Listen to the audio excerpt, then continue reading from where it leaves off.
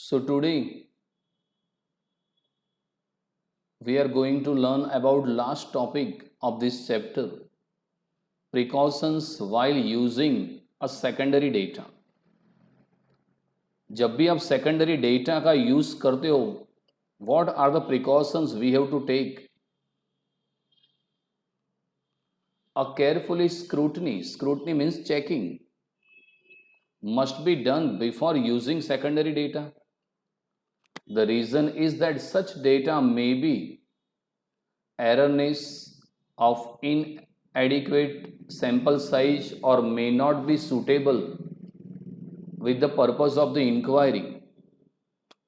Such secondary data may not be useful for statistical analysis, drawing conclusions, and interference from the analysis.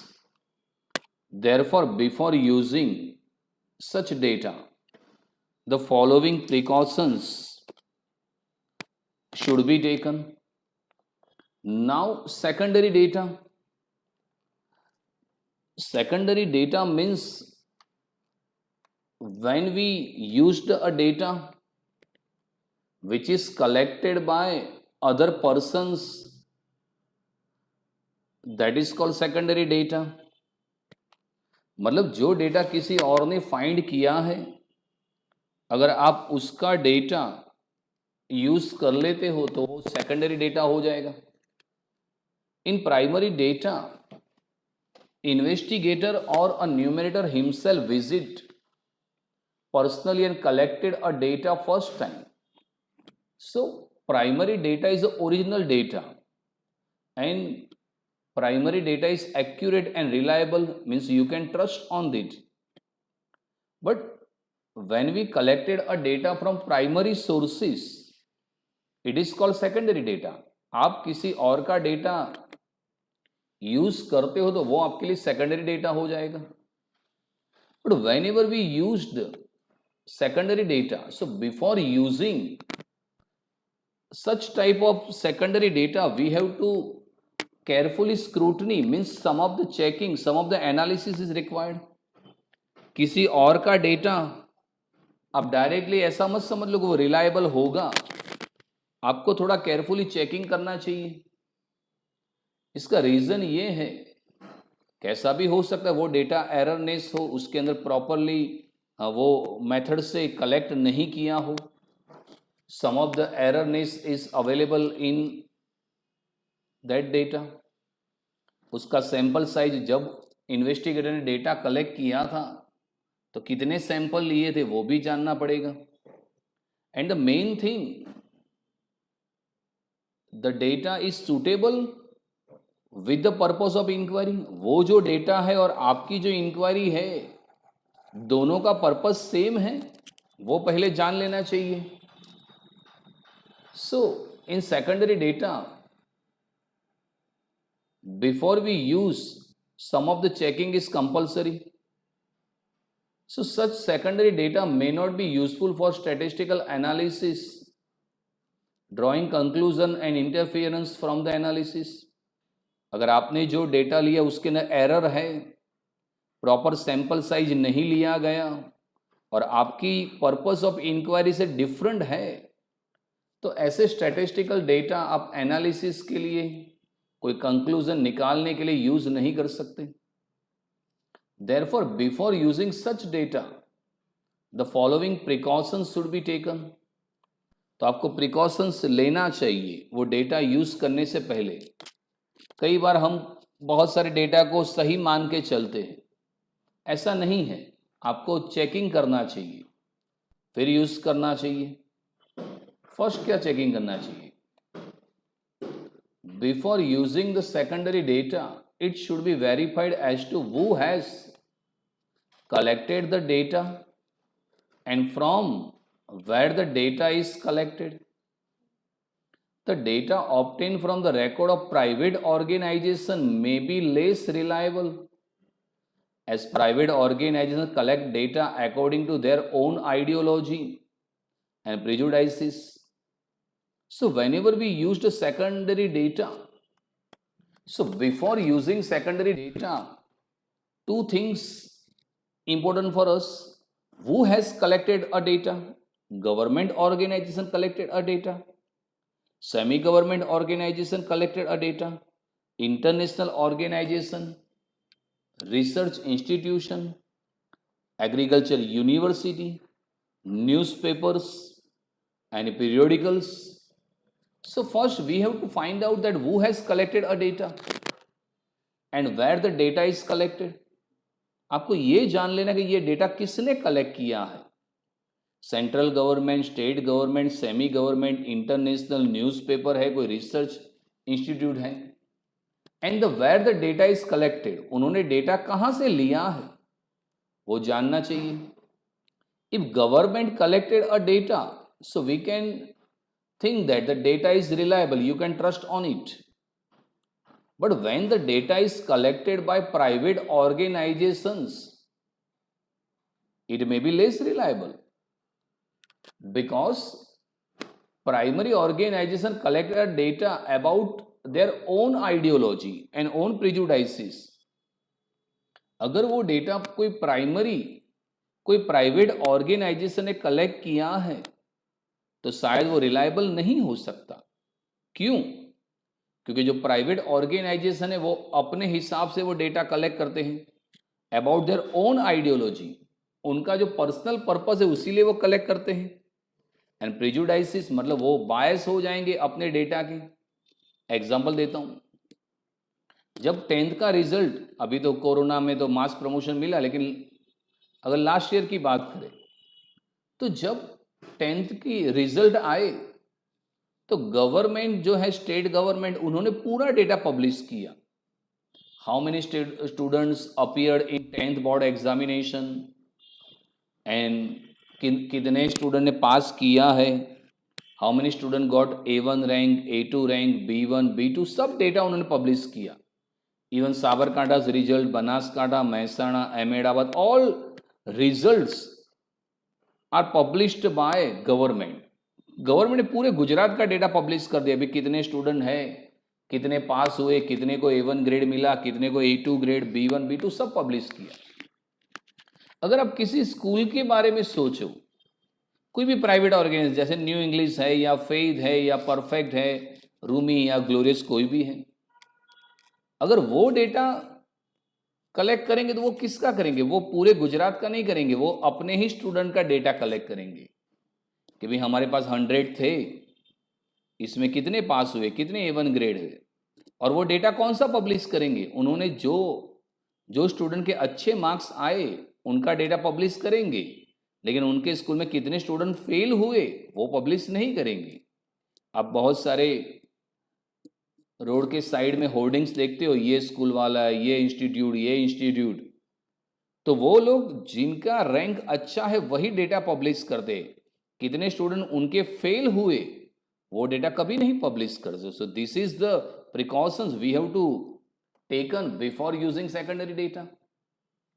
So first thing, before using the secondary data, it should be verified as to who has collected and from where the data is collected, कहाँ से लिया है, that is also important. If government organization collected a data, so data is more reliable, you can trust on it. But the data obtained by the private organization may be less reliable, as private organization collect the data according to their own ideology and prejudices. Second thing, the purpose of collecting a data must be relevant to the purpose of the study.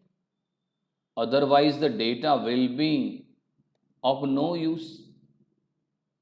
So, this is important characteristics before using this secondary data. The purpose of collecting data must be relevant to the purpose of the study. Means आपका जो purpose है study का और उनका primary data collect करने का, दोनों का पर्पस सेम होना चाहिए. Otherwise data will be no use. क्योंकि दोनों का पर्पस सेम होगा तो ही ये वो डेटा यूजफुल होगा ना। जैसे 10th की बोर्ड की एग्जाम है तो गुजरात गवर्नमेंट ने डेटा कलेक्ट किया, वो राजस्थान के लिए यूजलेस हो जाएगा। और राजस्थान गवर्नमेंट ने जो डेटा कलेक्ट किया है 10th का, वो गुजरात के लिए यूजलेस हो जाएगा। दोनों का पर्पस सेम होना चाहिए। If the purpose of the collecting data it not be relevant to your study, the data become useless, दोनों का डेटा यूजलेस हो जाएगा। जैसे आप कॉमर्स के अंदर हो तो किसी ने साइंस का डेटा कलेक्ट किया, वो आपके लिए यूजलेस हो जाएगा, और कॉमर्स का डेटा साइंस के लिए यूजलेस हो जाएगा। अगर किसी ने कॉमर्स का डेटा कलेक्ट किया और आपको कॉमर्स की ही इंक्वायरी करनी है तो वो रिलेवेंट हो जाएगा। Otherwise science data is useless for commerce student and commerce data is useless for science students. So second thing, again I repeat, the purpose of the collecting data must be relevant to the purpose of the study, otherwise the data will be no use. Now third thing, the collected data must not be too old, it should be relevant with the current time period. For example, price of grain, gold and petrol. Whenever we collected any data, so data must be latest, because latest data is useful for the purpose of the study. When you collected a data, it is too old, it is become useless. Like price of grains, and we all know that price of grain is always changed. So before 1 year, price of rice and wheat and current price of rice and wheat, there is a change between the price. Due to price rising and inflation, the price of grain is increases. Look at the gold. Last year the price of gold is around 38,000 to 40,000. Now at present time it is close to 47 to 48,000. And look at the petrol price. So before 1 year the petrol price is around 74, 75, now close to 90, 95, and some of the state in India passed the petrol more than 100, like Maharashtra, Tamil Nadu, 103 rupees. So the collected data must not be too old. आपने जो data use कर रहे हो वो old नहीं होना चाहिए। Old data तो यूजलेस है, वो आपके लिए यूज नहीं होना चाहिए। It should B relevant with the current time period, जो करंट टाइम है उसके मुताबिक वो डेटा होना चाहिए। Like price of grain, gold, petrol, इनके डेटा चेंज होते रहते हैं, उनकी प्राइस चेंज होती रहती है, तो आपके पास करंट टाइम का डेटा होना चाहिए। जैसे आप न्यूज़पेपर रीड करते हो तो आप आज का न्यूज़पेपर रीड करोगे, 1 वीक पहले का यूज नहीं करोगे, क्योंकि वो रिलेवेंट नहीं है। अब 11th कॉमर्स के अंदर तो आप कॉमर्स की बुक लोगे तो वो प्रॉपर है, अब आप 5th या 6th की कभी यूज नहीं करोगे। So the collected data must not be too old, it should be relevant with the current time period. Before using the secondary data, the matters regarding scope of the data, region for which the data are collected, definition of the terms used in the data should be as certain. So whenever we use the secondary data, so before we use the secondary data, some of the important things that first we have to think that the matter of the scope of the data, region for which the data are collected and definition. आपको ये जान लेना चाहिए कि जिसने data collect किया उसका scope क्या था, कौन से रीजन का, कहां से डेटा उन्होंने लिया है, और उसके अंदर जो डेफिनेशन है, टर्म्स है, उसका मीनिंग आपको रेडी होना चाहिए, क्योंकि अगर अदरवाइज वो डेटा इरिलेवेंट हो जाएगा। जैसे आपने अकाउंट का डेटा कहीं से कलेक्ट किया है तो अकाउंट के डेटा के अंदर वर्ड यूज होंगे कैपिटल, ड्राइंग, डेटर्स, क्रेडिटर्स। अब जब तक आपको उसका मीनिंग नहीं मालूम, वो इंफॉर्मेशन आप नहीं समझ पाओगे।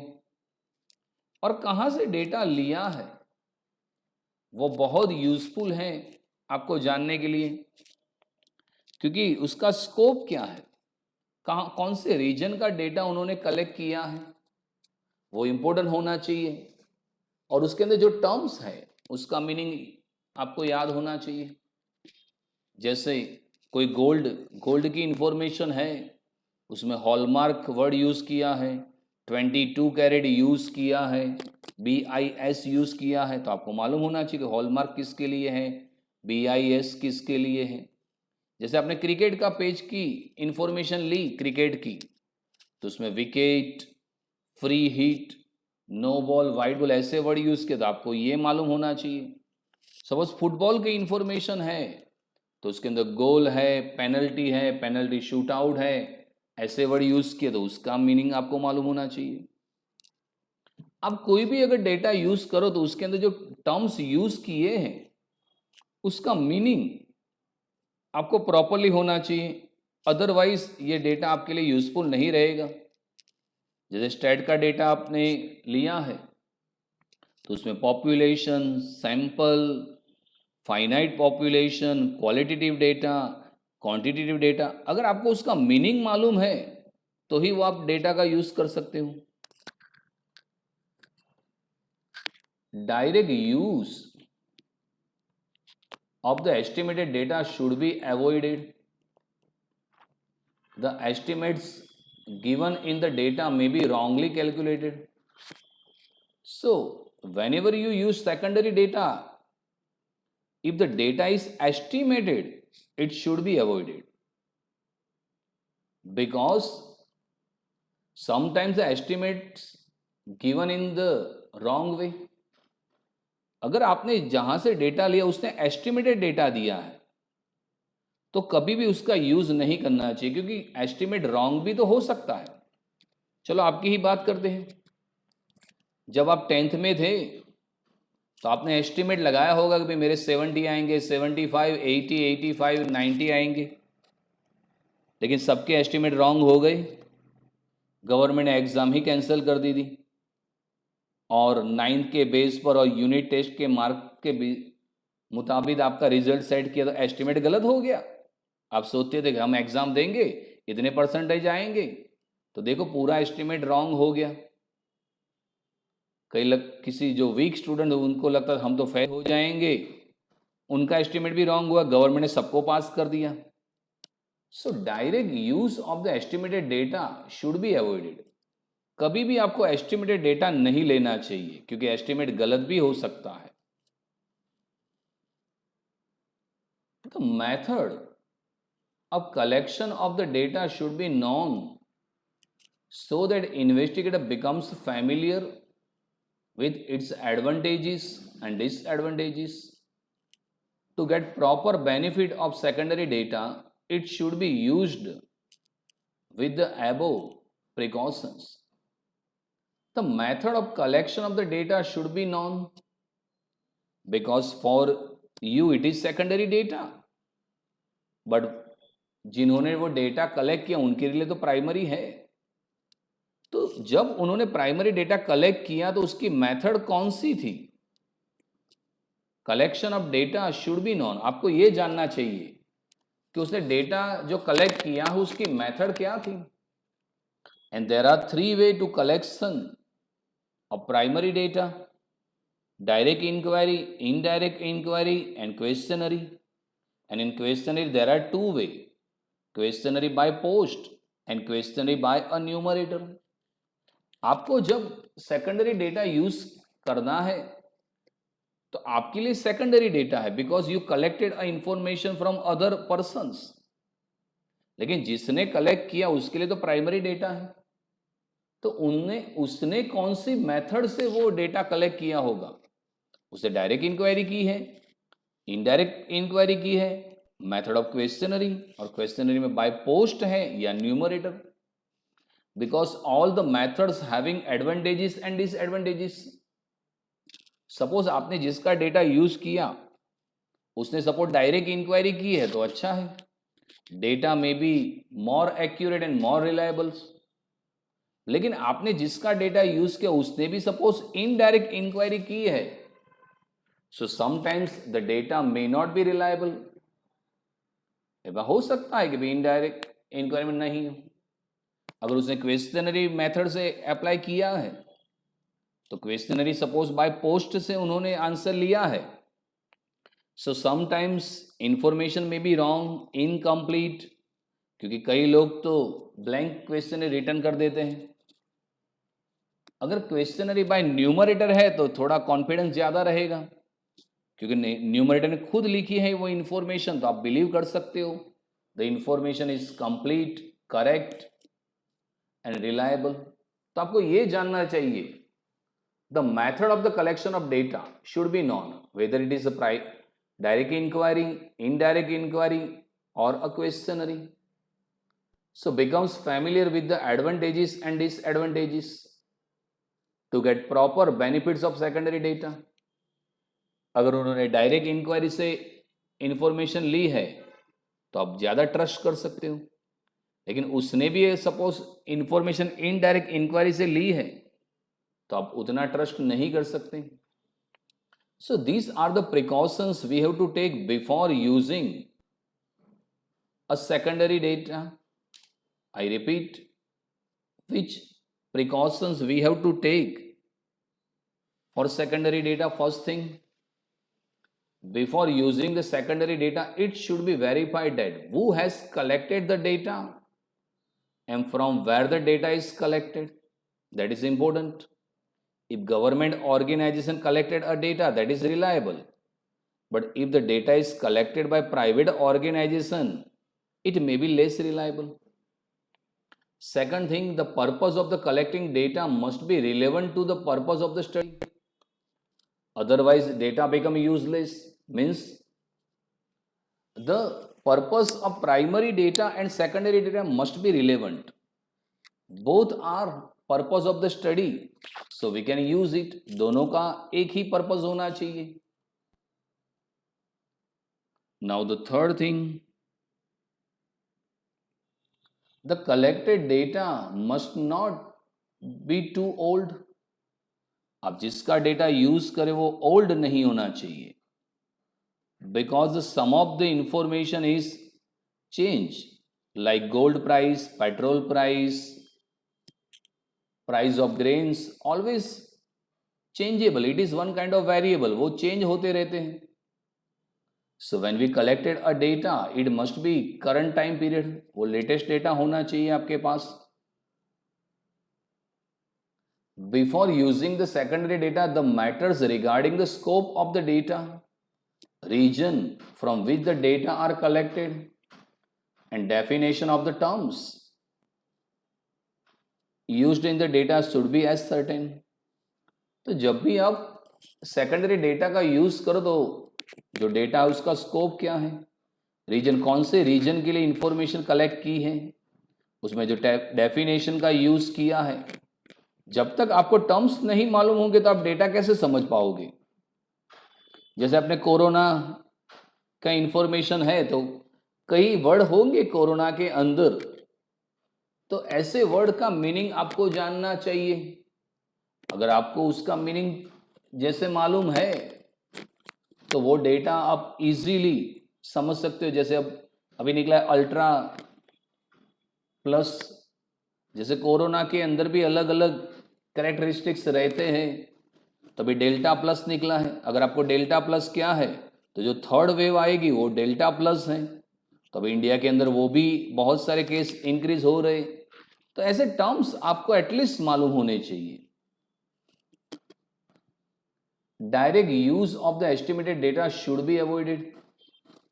You can never use a data which is estimated, because sometimes estimates give wrong information. कभी भी एस्टिमेटेड डेटा का यूज नहीं करना चाहिए, वो डेटा रॉन्ग भी हो सकता है.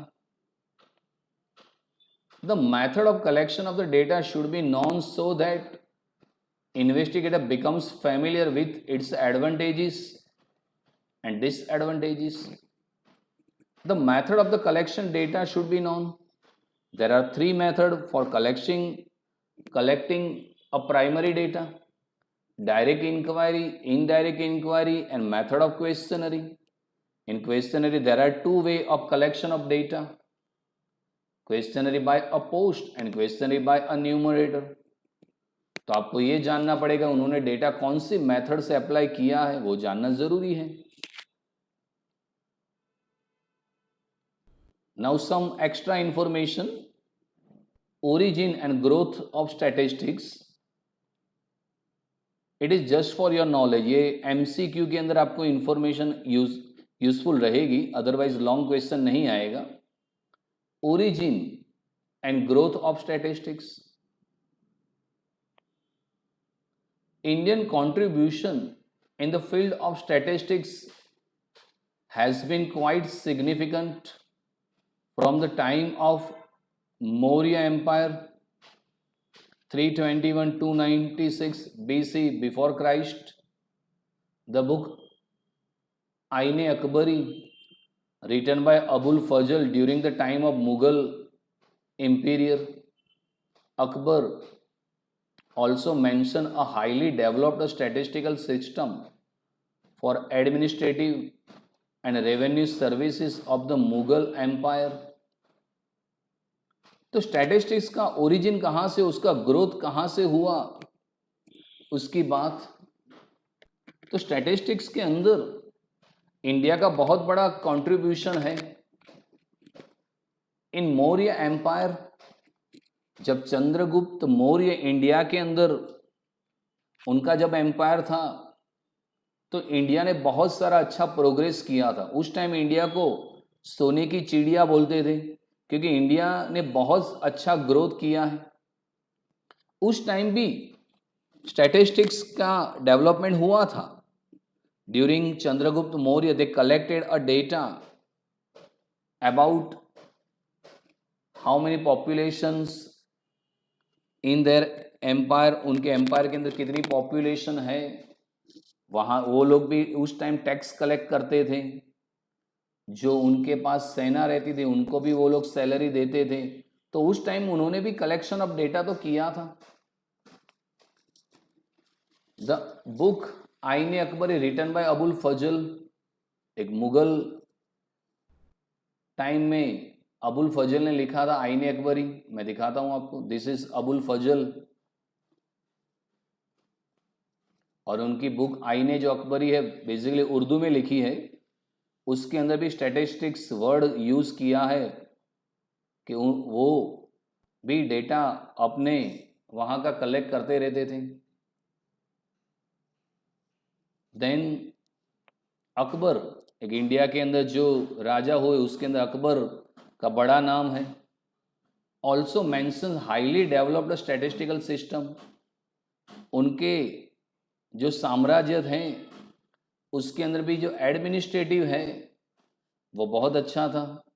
और रेवेन्यू सर्विस, वो लोग भी पब्लिक से टैक्स कलेक्शन करते थे और पब्लिक वेलफेयर के लिए यूज़ करते थे. तो उनका जो एडमिनिस्ट्रेटिव है तो वहाँ पर भी आप देख सकते हो कि वहाँ पर भी अच्छे से स्टैटिस्टिकल इंफॉर्मेशन कलेक्ट करते थे.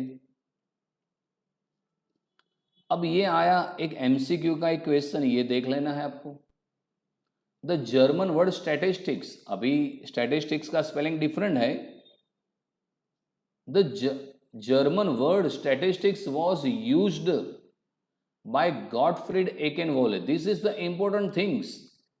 ये एमसीक्यू के अंदर आएगा. In 1749 for analysis of data about the state. The contribution to statistics prior to 1750 were based mainly on the examples of data analysis, जो हमारे चैप्टर का नाम है data analysis, collection of data, without any use of explicit probabilities ideas. So the first word given to the world statistic, जो कि spelling अलग है, German word है. जो जर्मन मैथमेटिशियन था गॉटफ्रीड एकेनवोल, उन्होंने दुनिया को फर्स्ट टाइम इसका वर्ड यूज किया. इंडिया के अंदर डेटा तो वो लोग कलेक्ट करते थे, एनालिसिस भी करते, लेकिन उनको स्टैटिस्टिक्स उसको बोलते वो नहीं मालूम था. उनको कलेक्शन ऑफ डेटा याद है, लेकिन उसको स्टैट बोलते हैं, वो पूरे वर्ड को इसने दिखाया। Gottfried Achenwall, the German word statistics, उन्होंने फर्स्ट टाइम ये यूज किया था इन 1749 for analysis of data about the state. कोई भी जो स्टेट गवर्नमेंट है, उनको भी, उनके जो सिविलियन है, उनका डेटा लेना चाहिए about literacy rate, about unemployment, about inflation, about population, फिर उसका एनालिसिस करना चाहिए। जैसे अभी गुजरात गवर्नमेंट है, वो डेटा एनालिसिस करते हुए कितने कोरोना पेशेंट है, रिकवरी रेट कितना आया। अब देखो बहुत धीरे धीरे रिलीफ मिल रही है लॉकडाउन के अंदर। जैसे जैसे डेटा कम हो रहा है तो कर्फ्यू कम होता रहता है और ज़्यादा शॉप ओपन हो रही है। वो लोग डेटा का एनालिसिस करते हैं। लेकिन फर्स्ट टाइम ये यूज किया था Gottfried Achenwall, the word statistics used in 1749। By the 18th century, the term statistics was used for systematic collection of data by states। 18th century के अंदर देखो ये स्टैटिस्टिक्स चेंज हो गया। STATI ये जर्मन वर्ड था, फिर 18th century के अंदर ये प्रॉपर हो गया। अभी जो आप स्टैट पढ़ रहे हो ये लाइन है, स्टैटिस्टिक ये स्पेलिंग है। Was used for systematic collection of data by state. अब कोई भी स्टेट गवर्नमेंट है, गुजरात गवर्नमेंट ले लो, महाराष्ट्र गवर्नमेंट ले लो, अब सब गवर्नमेंट डेटा रेगुलरली बेस पर कलेक्ट करते रहते हैं। Statistics was formally introduced in encyclopaedia Britannica 1749। तो इनसाइक्लोपीडिया, इसके अंदर आपको कोई भी रिगार्डिंग कोई भी सब्जेक्ट की इंफॉर्मेशन मिल जाएगी। उसमें भी स्टैटिस्टिक्स वर्ड इंट्रोड्यूस हो गया था 1797 पर। आप इनसाइक्लोपीडिया गूगल पर सर्च करके स्टैटिस्टिक्स देख सकते हो। The initial result on the probability theory were found in 17th and 18th century। whose two giant were, ये इसको याद रखो, एक और MCQ सॉल्व हो जाएगा। whose two giants were Laplace and Gauss।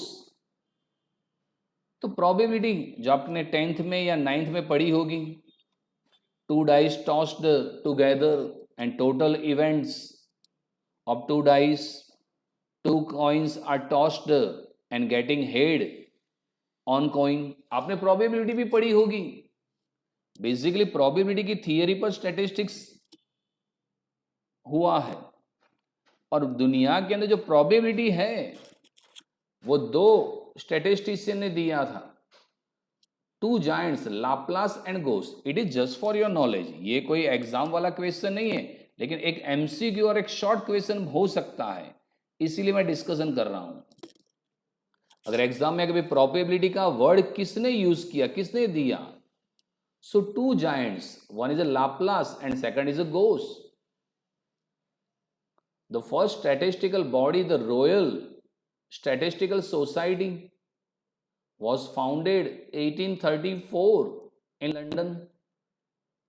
तो जो फर्स्ट स्टैटिस्टिकल ऑर्गेनाइजेशन, जो स्टैटिस्टिकल बॉडी बनी, उसका नाम था द रॉयल स्टैटिस्टिकल सोसाइटी, और लंदन मतलब यूके के अंदर थे 1834। एट दैट टाइम, ये बिफोर इंडिपेंडेंट की बात है, उस टाइम इंडिया के अंदर ब्रिटिश रूल था। तो स्टैटिस्टिकल फर्स्ट जो बॉडी इन्वेंट हुई वो रॉयल स्टैटिस्टिकल सोसाइटी थी। वो 1834 के अंदर लंदन के अंदर हुई थी। The advance field of statistics was developed in 19th and 20th century. Statistics का जो मेजर डेवलपमेंट हुआ वो 19th और 20th सेंचुरी के अंदर हुई। Galton and Karl Pearson used mathematical statistics in science, industries and politics. तो गाल्टन और कार्ल पियर्सन है, उसने मैथमेटिकल स्टैटिस्टिक्स, जैसे अभी आपको स्टैटिस्टिक्स पढ़ने के लिए आता है, लेकिन अगर CBSE बोर्ड है तो उसके अंदर बिजनेस स्टैटिस्टिक्स आता है। तो mathematical statistics in science, industry और पॉलिटिक्स के अंदर कैसे यूज किया है, उसका डिस्कशन किया। कार्ल पियर्सन, एक और एमसीक्यू आया आपका। Karl Pearson was the founder of mathematical statistics. तो जो स्टैटिस्टिक्स है उसमें जो मैथमेटिकल स्टैटिस्टिक्स है, पहले स्टैटिस्टिक्स का मतलब क्या था, कलेक्शन ऑफ डेटा ही था, एनालिसिस और इंटरप्रिटेशन ही था, लेकिन स्टैट के अंदर भी मैथ्स का जो यूज किया दैट इज कार्ल पियर्सन। ये एग्जाम में आ सकता है। वो is the founder of mathematical statistics. So Karl Pearson was the founder of mathematical statistics. He founded the Advanced Statistical Laboratory in England in 1911, the world's first university statistics department at University College London। तो जो Karl Pearson है उसने statistical laboratory बनाई थी England के अंदर 1911 के अंदर, और पहली जो यूनिवर्सिटी फर्स्ट टाइम डेवलप की, first university statistics department and college. उससे पहले पूरे वर्ल्ड के अंदर स्टैटिस्टिक की कोई यूनिवर्सिटी नहीं थी, लेकिन कार्ल पियर्सन ने फर्स्ट टाइम उसको लंदन के अंदर स्टार्ट करवाया। इन 1910 and 1912 गोसेट and fissures initiated to develop modern statistics science for the data having small samples। जो गॉसेट और फीसर है उन्होंने डेवलप किया मॉडर्न स्टैटिस्टिक्स। आज जो मॉडर्न स्टैटिस्टिक्स आता है जिसमें लिमिट होता है, डिफरेंशिएशन होता है, वो इन्वेंट किया गॉसेट और फीसर ने for the data having small samples. कि जब पॉपुलेशन लार्ज है तो आप सैंपल कलेक्ट करके इंफॉर्मेशन ले सकते हो। Fisher applied statistics to a variety of diversities fields in such as genetics, biometry, psychology, education, agriculture etc।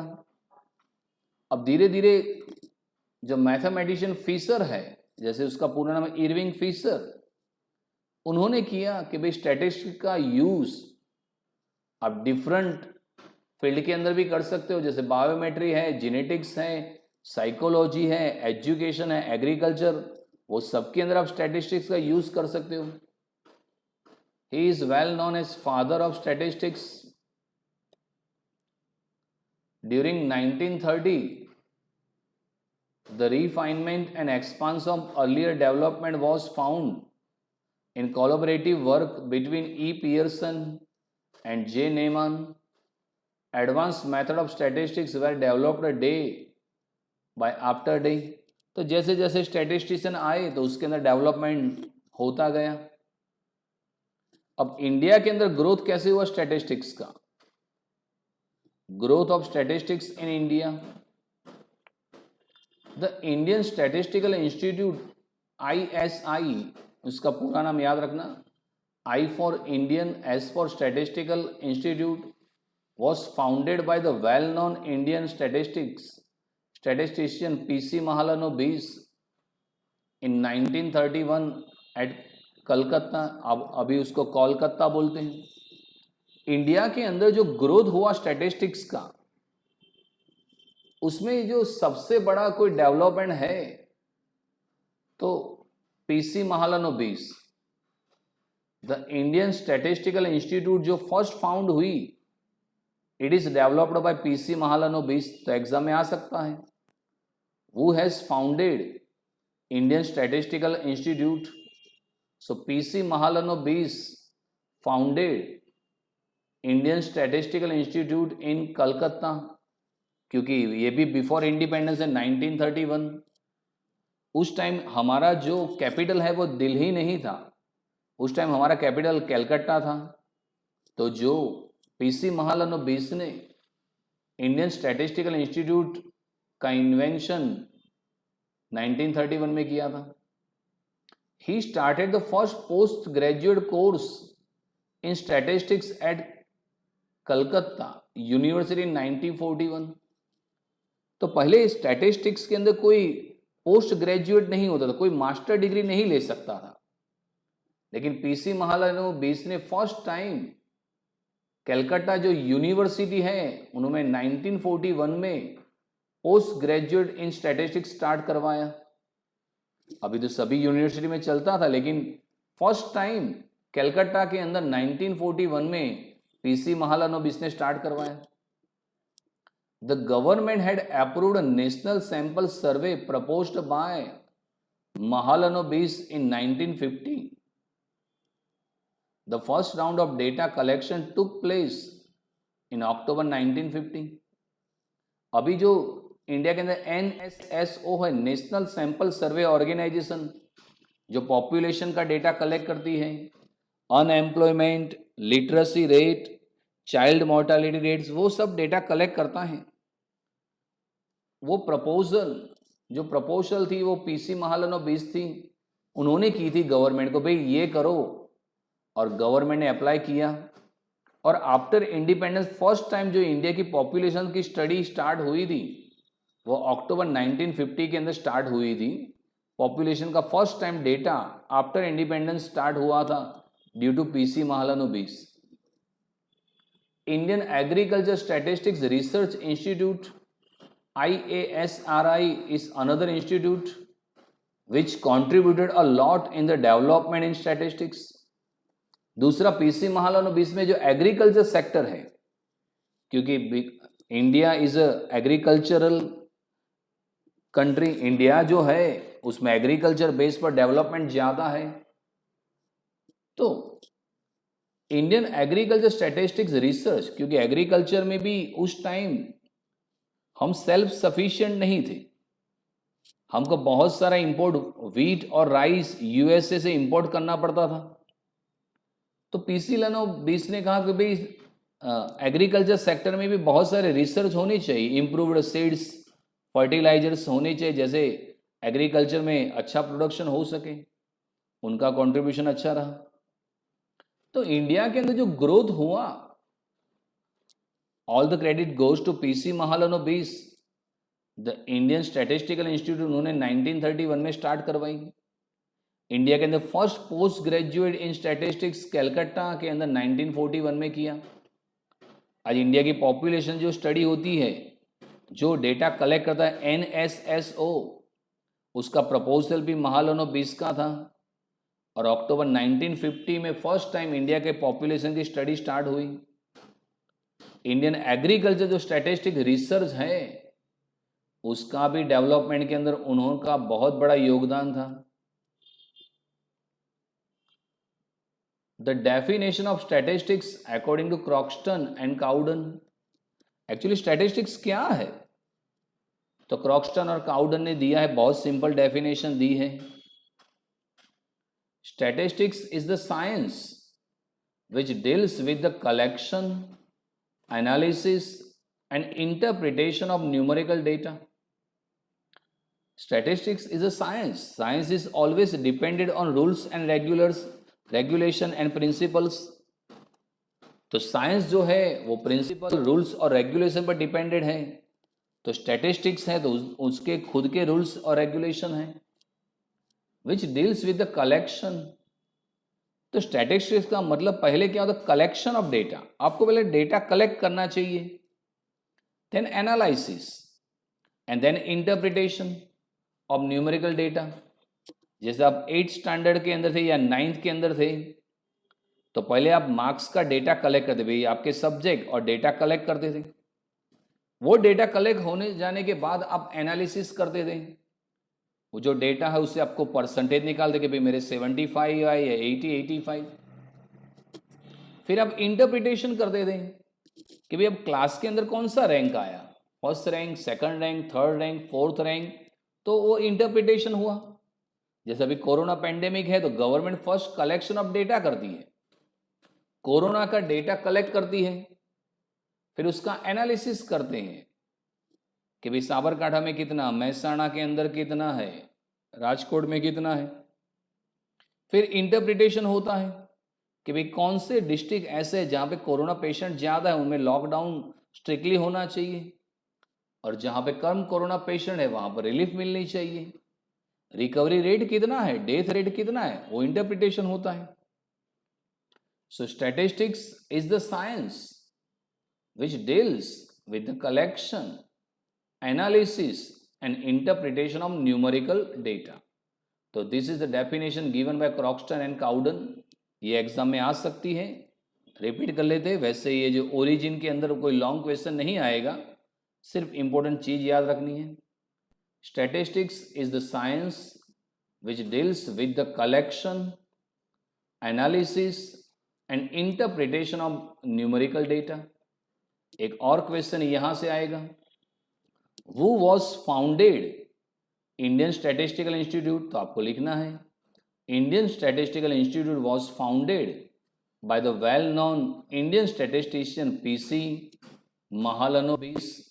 फिर आगे के अंदर क्या इंपॉर्टेंट था वो भी मैं दिखा देता हूं आपको, जो एग्जाम के अंदर हो सकता है उसके regarding discussion. Who is the founder of mathematical statistics. तो आपको ये याद रखना है, Karl Pearson was the founder of mathematical statistics. तो कार्ल पियर्सन है वो फाउंडर है मैथमेटिकल स्टैटिस्टिक्स के. फिर और जो क्वेश्चन आ सकते हैं एग्जाम के अंदर, ये मोस्ट टाइम भी, first use the word statistics, that is Gottfried Achenwall in 1749. Year suppose याद नहीं रहे तो चलेगा, but who is used the first time statistics word. So the statistics word first used by Gottfried Ekenvoll. एक ये हो सकता है कि भी प्रोबेबिलिटी थियरी किसने दी थी. So who provided a probability theory. The initial result of probability theory was founded in 17th and 18th century. आपको सेंचुरी याद नहीं रखना है, सिर्फ two giants Laplace and Gauss. तो प्रोबेबिलिटी थियरी किसने दी, तो लाप्लास एंड गोस, इतना याद रखना है. तो ये जो मैंने थियरी ओरिजिन लिया, it is just for your knowledge, और ये डेफिनेशन कर लेना, एग्जाम के अंदर हो सकती है. Statistics is the science which deals with the collection, analysis and interpretation of numerical data.